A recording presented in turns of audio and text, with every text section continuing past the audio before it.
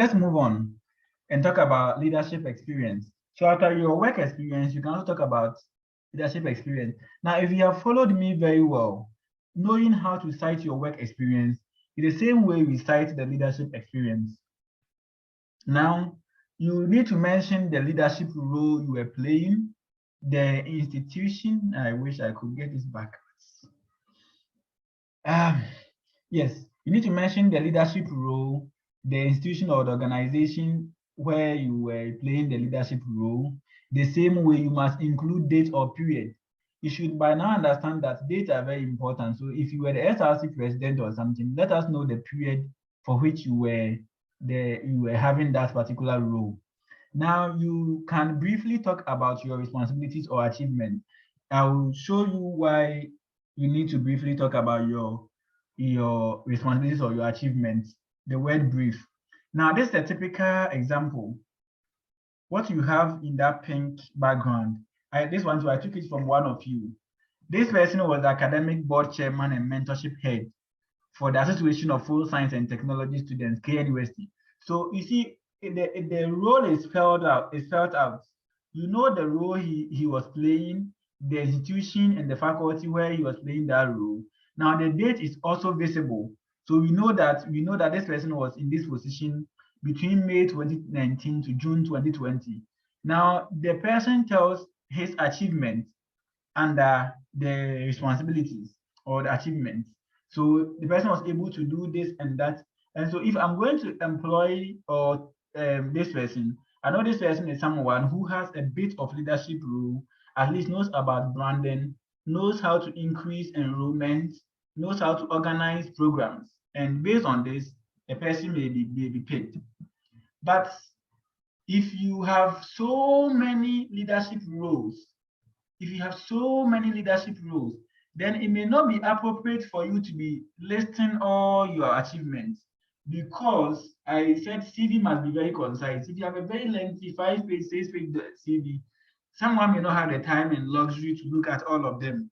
And so if you think you have a number of leadership experience, you can just list them by mentioning your role, mentioning the organization, mentioning the dates, and that should be enough. But if you have about just 2-3 of them, then you can go down and tell us what your roles are and how do I call it? What your achievements were. And I took this from my CV. On my CV, you wouldn't see all those accomplishments and all those things there, because if I'm supposed to list all those things there, then that would also mean that my CV will be very lengthy and they may not be necessary. And so it's not all the time that you have to list your accomplishments, especially if you have too many of them experiences. Now, it's important that you also list your community or volunteer experience. And the same format you have been listing the leadership experience and the work experience is the same thing. You need to mention the volunteer role. What did you volunteer for? Were you a mentor?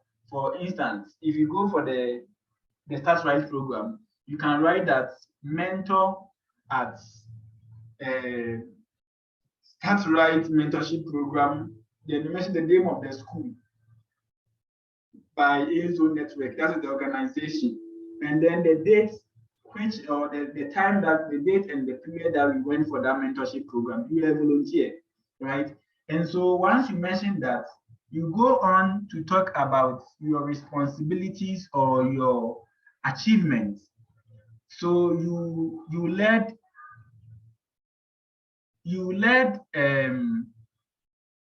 how do I call it? You led a cell group discussion. You get it? Please, a second. Let me take a minute.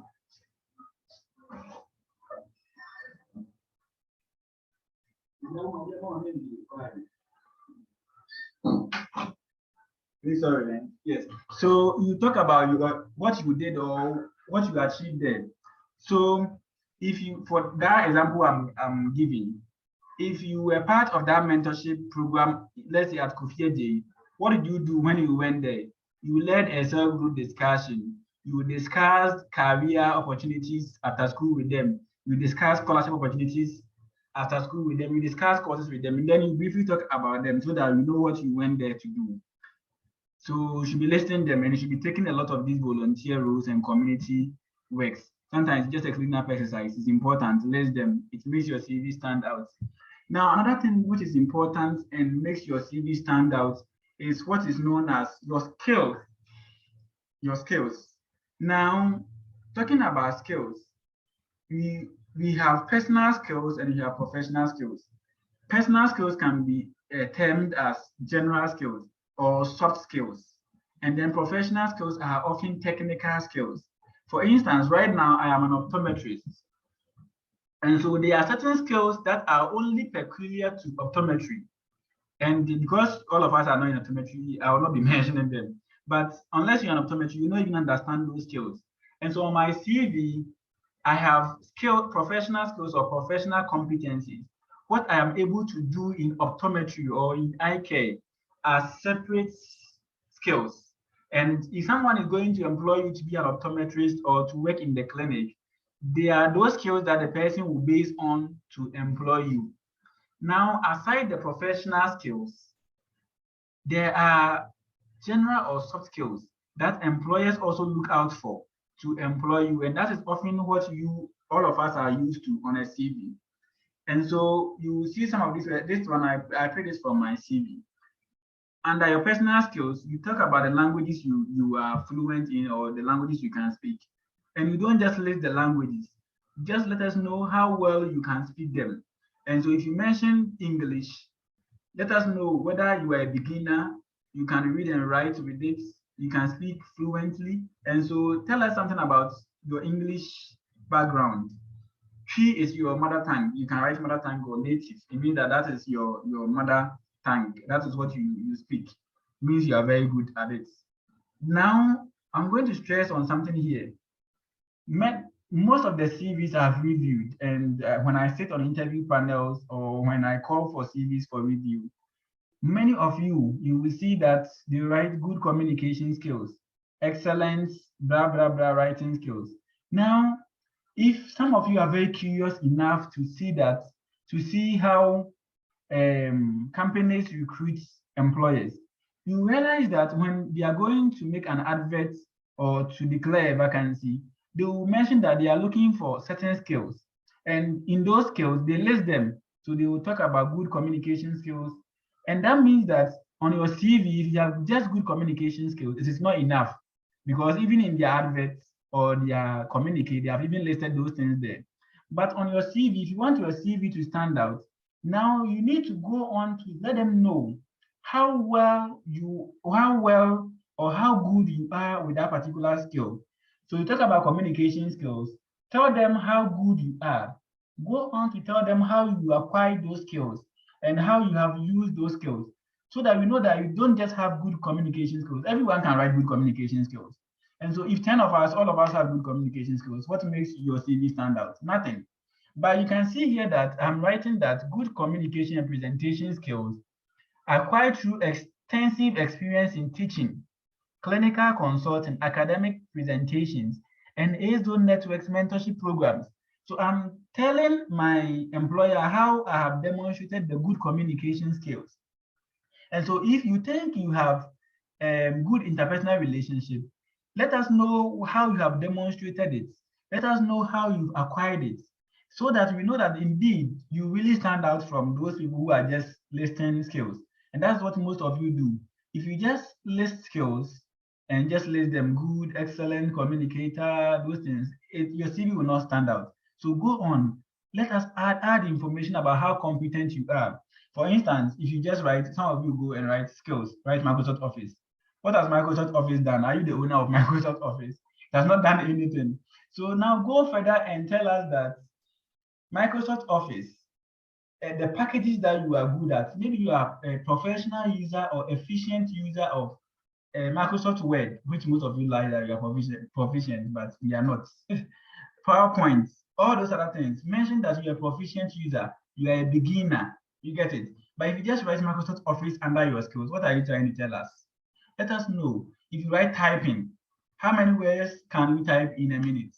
You can include your WPM, your words per minute. so that you know that, oh, this guy is good at typing and he can type 20 words in a minute. It differentiates you from the other person who is just writing good typist. Good typist does not mean anything. Go and want to let us know how many words you can type in a minute. Now, another section that you'll be adding is your honors, your awards that you have. Not all of us have had the chance of getting opportunity of getting awards or honors. And that means that although this is a section on a CV, if it's not applicable to you, please don't put it on your CV. No one will ask you, no reviewer will ask you, haven't you won any awards before? No one will ask you. But if you have, then you should cite it. Now, anytime you are going to cite any of these awards or scholarship, make sure you have evidence. Evidence means that you must have a certificate, or a document that shows that indeed you won that particular award. If you state any award that you cannot defend, when they ask you to produce those documents, may not be able to produce them. How do you cite your awards? You need to mention the name of the award, just like this person has done, the Dean's Award for Excellent Academic Performance. The name of the awarding institution. So this one was won at the School of Physical Sciences, University of Cape Coast. Then let us know the dates for which you won the award, and this was in 2019. I've said that the date on CVs should basically or mostly be the month and the year. So 2019 is just not enough, but maybe for awards, we may pardon it. But not all of us have the awards or scholarships. So it means that don't go and write a section or a heading on your CV, annex awards and scholarships, and under it, leave it blank. If you do that, you spoil your CV. It communicates negatively to you that you are not doing well, and so you don't have any award. You get it? So if you don't have it, don't even bring that honors or awards on your CV. No one will question you. No one will ask you why you don't have awards. Now, just to wrap up or to end this evening session, and then you continue tomorrow. The other sections you may bring on your CV, you may put on your CV. Like I said, all the things I've talked about does not mean that your CV should have everything. If you think your CV does not need certain things, don't put them on it. But then some basic ones like the work experience, the skills, your education should be on it. You can mention few of your interests. And the reason you mention your interest is that sometimes it builds that rapport with the reviewer. I remember there was a time I was on an interview panel and the person, and that's what most of you write, interest, they write reading. For me, it's not enough. Don't be writing reading. What do you read? Do you read journals? Add something to it so that we know what you read. So this girl said he likes reading. I said, what do you read? They said he likes reading books and all that. It's okay. So what was the last book you read? And this girl couldn't tell me the last book she read. So if you are going to put interest, then make sure you are really interested in that. Because I read, I wanted to know whether I connect with her. So that maybe I will employ her because when she's in my office, we will be reading together or we'll be talking about books. And that's what often interviews are. Most of the people who apply for jobs, they are all equally qualified. But certain things can connect you and the reviewer or you and the interviewer. And it can go beyond even the job offer. And so please mention your interest. If you are interested in sports, mention it. If you're interested in research, mention it. And the kind of research you are interested in. If you're interested in my mathematics analysis and those things, mention them on your CV so that it can build that connection. That is if the person interviewing you is also interested in them. Sometimes the whole interview can switch, can forget about anything and start talking about even football. But please don't be putting football and those things on your CV if you mean business. Because the person is interested, you may end up talking about those your interests and you end up getting the job. For academic CVs, you must put publications and your research involvement because postgraduate school after your undergraduate study is more of research. And so if you have had some publications, please list them so that they know that you have published some papers already and therefore you know that publication process. That can let you stand out and you may be qualified for that role. Now, course certificates. If you have taken courses outside school, the courses your course you are reading, your normal program, now you can list them. And I think tomorrow I'll show you I'll take my time to show you how to list those courses. I'll show you my CV and take a portion for you to see how to list them. so that you know that, oh, this person is not just the classroom type. Aside he being a first class student, he goes on to pursue other courses. And so you can have a section called course certificate. Under it, you list them on your CV. That is what I looked at and I realized that since 2019, I've not read any course on Coursera again, like I used to do. Now, conferences and seminars attended, like the one we are having right now. It could be a seminar. You can have as a seminar, and if you have a certificate for it, you can cite it. You can cite it under conferences and seminars attended, and I also show you how to also cite them tomorrow, God willing. Now you can also mention your affiliations and clubs and societies. Sometimes some of these things are not so important, but if you list them, like I said, it can be the breakthrough to you getting the job you are. Sorry. Please read the document shared. Please read the document can be shared to us. Oh, okay. So Sami is asking if the document can be shared. Yes, it will be shared after tomorrow's class. I'll make it available to you. Your affiliations and associations, they are not so important, but sometimes it can be the breakthrough. It can be what is differentiating you, or what is rather giving you the offer. And the reason, let me give you an example.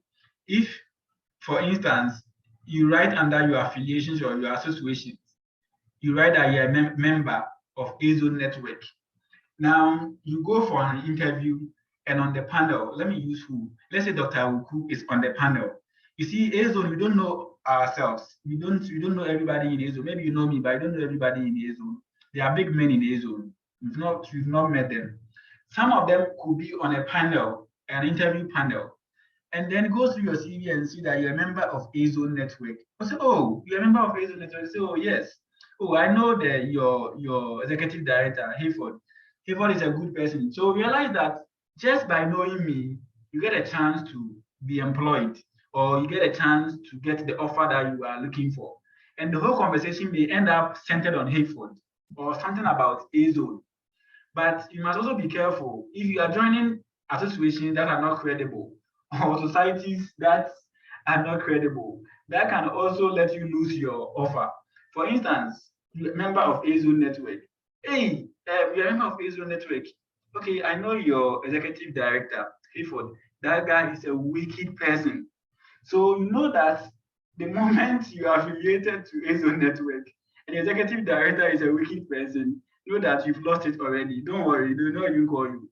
You've lost it because the person has a grudge already with your executive director and you're a member. So for all you know, when you are employed, you'll be sharing information about him to your executive director. Maybe they are enemies. And so please, anytime you are citing your affiliations and associations, make sure that any organization you are putting there should be a credible organization that will add to your CV, but not to subtract. For instance, sorry to say, I don't believe any of us is in this feminist group or this sexualities group. If you go ahead and mention that you are so and so group, how do they call those things? LGBTQ, those kind of things. You go and lay them on your CV. The moment someone looks at it, you are affiliated to a group like that, or yeah, you are off. If the person does not believe in those kind of things, maybe that is personal to you, but you brought yourself, and that will disqualify you from being part of such a society. And so be careful with the societies you cite on your CV. Now, the last one I've highlighted extracurricular activities. Now you can see that if you are supposed to list your your conference as attended, course certificates, your other things, your leadership experience, there may be too many headings on your CV. And so you can put together your leadership, your community involvement, your volunteer experience, the conferences you've attended as your extracurricular activities. That means that beyond school, even course certificates, beyond school, you have been able to read this course. Beyond your normal classroom stuff, you've been able to volunteer. Beyond your normal school, you've been able to attend this seminar. And so that all these smaller headings can be put together under what is known as extracurricular activities, and then you list them. Now, the moment you do that, know that you are not going to have a section for leadership again. You're not going to have a section for community or volunteer experience again, unless you decide not to bring those elements under leadership under those extracurricular activities. And so some people will choose to have extracurricular activities and list all these other small sections under them, so that they know that beyond classroom, they can also do things. And this is the last thing I'm talking about for the evening. Then we talk about a winning CV tomorrow, God willing. Now, your referees, at least you need to be able to cite 2, 3 qualified people. When I say qualified people, it's not everybody you should put on your CV. The person should be of a particular status or position to be able to recommend you or to be able to testify about your abilities. And so on a CV, we recommend a maximum of 3. But even 3 for me, I see them as too many and they may take out of space. But often, what is ideal and what is average for everyone is 2. You need to cite 2 people as your referees. Now, to cite your referee, you need to mention the name of the person with titles or the person's qualification. If the person is a doctor, a professor, you should please state them. Professor Atafrimpo Nicholas, PhD. Whatever qualification, some of them have, those in academia, they have very lengthy qualifications. You can add them. You should mention the role the person plays in that institution. So if the person is the executive director, if the person is the director for communications, if the person is the secretary, please make it known. And then the name of the organization. If the person is a particular department, you can mention it so that it can pinpoint or it can point to that particular person that you want as a referee. And so this is how it should look like. The format and everything should look like this. You should also mention the person's email address and also the phone numbers. Please don't worry, I've used this XX because I took it from my CV and I didn't want to use an actual individual. That's why I've used XX.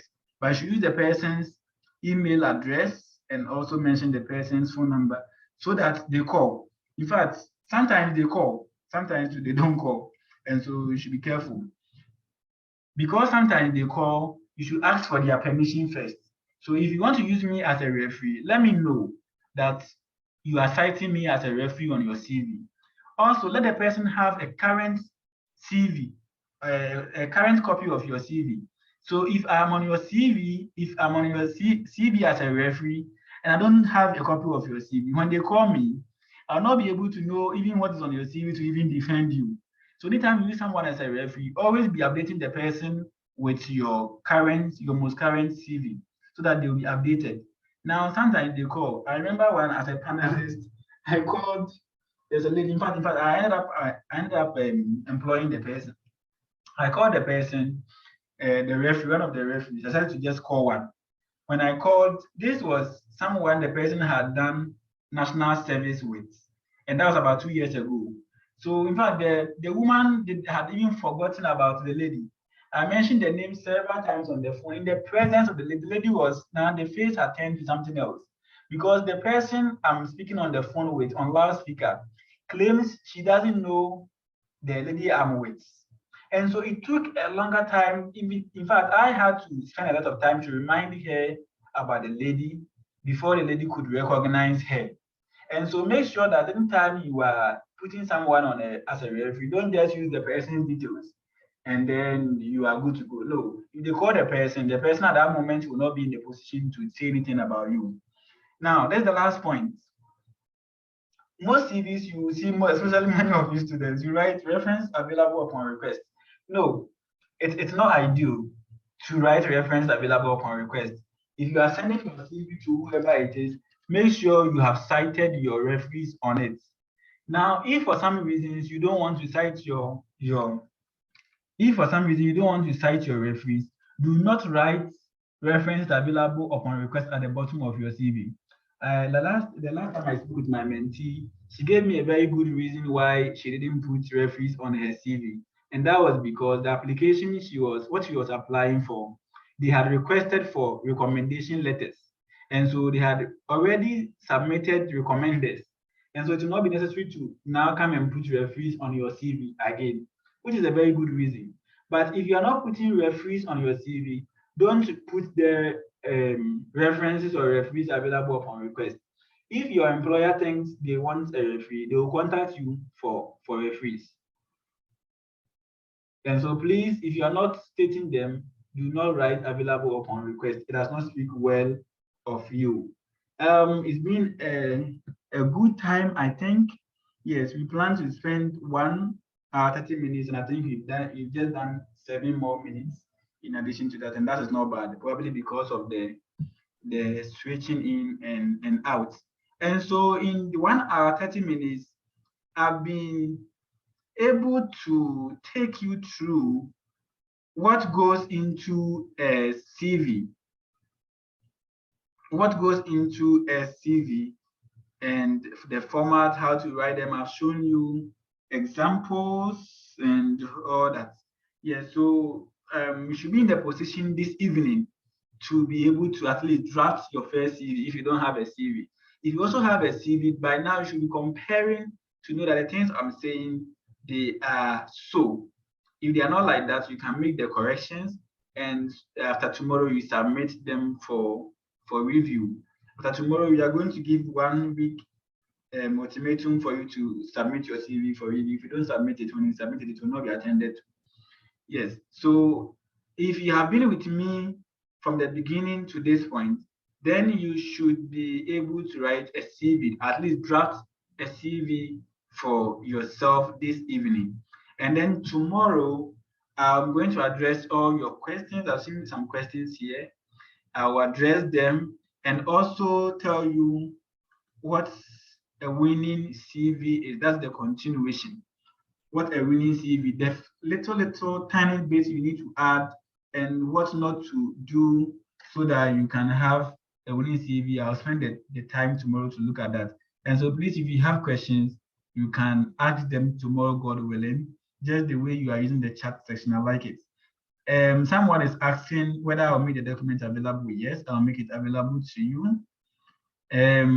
Please, about the section for conference and workshops, I think I missed there. If you don't have set for the participation, you shouldn't write. Yes. If you are writing them, I mentioned that if you are writing anything on your CV that you have participated in the conference, you shouldn't cite them unless you have some other thing. If you don't have a certificate, there should be something that should be able to give evidence of what you attended, the conference you attended. And so tomorrow, one of the keys I'll give is that anytime you attend a conference, you should request for certificates. Or if you volunteer, you should request for certificates. And it can be only year of attendance or month must be there. Yeah, so I said that the date format, what is important is that the date you are using should be consistent. So if you are using only year, your date in your CV should just be year. But I recommend that you add the month. And so if you want to learn from me and you want to have a winning CV, your dates should be month and the year. That is what I recommend, and it makes your CV beautiful. So someone is saying, Doc will answer your questions tomorrow. Yes, surely I'll answer them tomorrow, God willing. And so it's been a pleasure. And I'm going to end here and then hand over to Prince. I don't know, yeah, Prince is still with us. And so Prince, thank you for yes, Doc. Audience. I'm grateful for the opportunity once again. Thank you, Dr. Hayford Adabo.